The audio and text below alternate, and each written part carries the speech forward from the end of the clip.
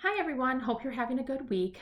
I'm about to read chapter 18. I've been having a lot of trouble with uploading videos to YouTube, so I'm gonna have to make them shorter in time. So I will have this probably done in at least 2, maybe 3 parts, so we'll see how it goes.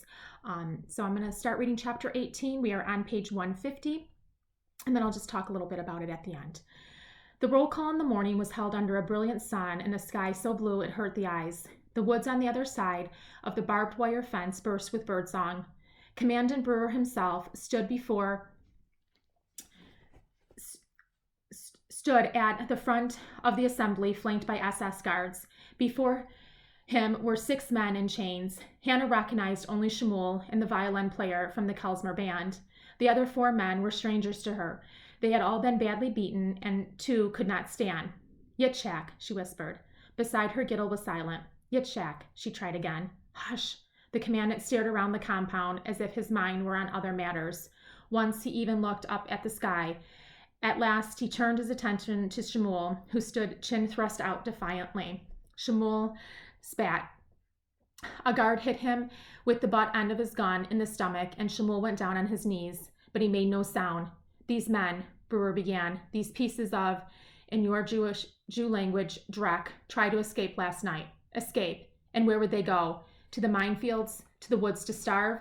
To the town where no right-thinking Pole would give them shelter? This camp is in the middle of nowhere. Remember that. You are in the middle of nowhere. All that gives you life is work and my good wishes. Do you understand? He glanced around as if daring any of them to challenge him. They were silent. I see. I have been too easy on you. I have made you into my pets. That is what they call you, you know. Brewer's dirty little pets. The other transports, they do not come here and sleep in barracks and have 3 meals every single day. They are not cared for in a modern hospital. They are not given clothes and shoes. He held up a pair of women's shoes, and Hannah tried not to stare at them. But they drew her eyes.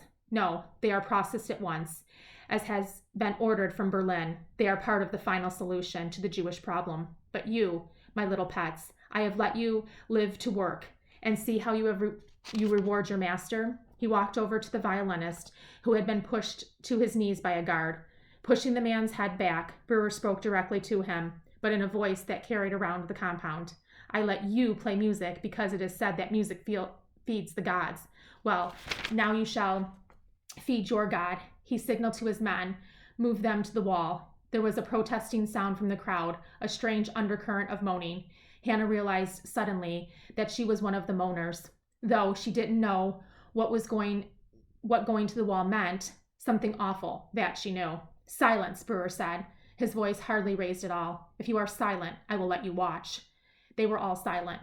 Not, Hannah thought, because they wanted to watch, but because they wanted to be witnesses, and because they had no other choice. The guards dragged the men to a solid wall that stood next to the gate. The wall was pocked with holes and dark stains. To the right and above, the sign, Albright Mach Frey, swung creakingly in the wind. Birds cried out merrily from the woods and the tops of the trees, danced to the rhythms all their own. The 6 men were lined up with their backs to the wall, 4 standing and 2 sitting. Shmuel alone smiled. Slowly the soldiers raised their guns, and Hannah bit her lip to keep from crying aloud. Shema Israel, Adonai Alleluia. The violinist began in a clear voice. The other men at the wall joined him, but Shmuel was silent, searching through the watching crowd, the same strange smile on his face. At last his lips moved, and Hannah read the word there. Fag. Shmuel, came a loud wail, and Fag pushed through the crowd, flinging herself at his feet. She lifted her face to his and smiled. The sky is our canopy, God's canopy, the sky. He bent down and kissed the top of her head as the guns roared a loud volley that drowned out bird song and wind and screams.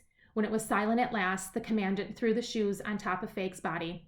Let them all go up the stack, he said. Call the commandos. Schnell. The soldiers marched off to the side of the compound, except for one, who opened the door into Lilith's cave. Out came 10 men in green overalls. Though she'd heard of them, feared them, mourned them, Hannah had never actually seen any of them before.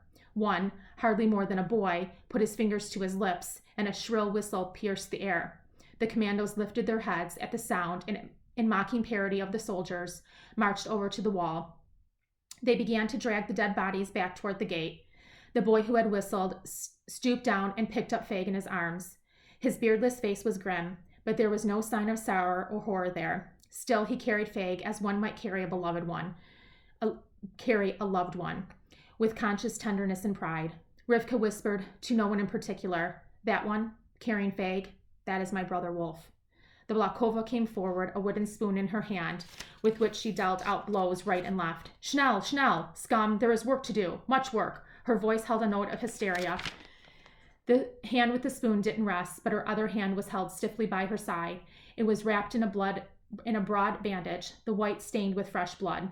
"Gittel," Hannah said as they walked back toward the kitchen. "Did you see?" "I saw," Gittel said, her voice ragged. "I saw everything. I mean, did you see that Yitzhak wasn't there?" Gittel took Hannah by the arms and stared at her. "Yitzhak? He wasn't there. He wasn't in the lineup either." "Hush," Gittel said, turning away, but her voice held a measure of hope. "Hush." Hannah said no more, but in her mind's eye, she saw a swift shadow racing into the dark trees. She smiled with the memory.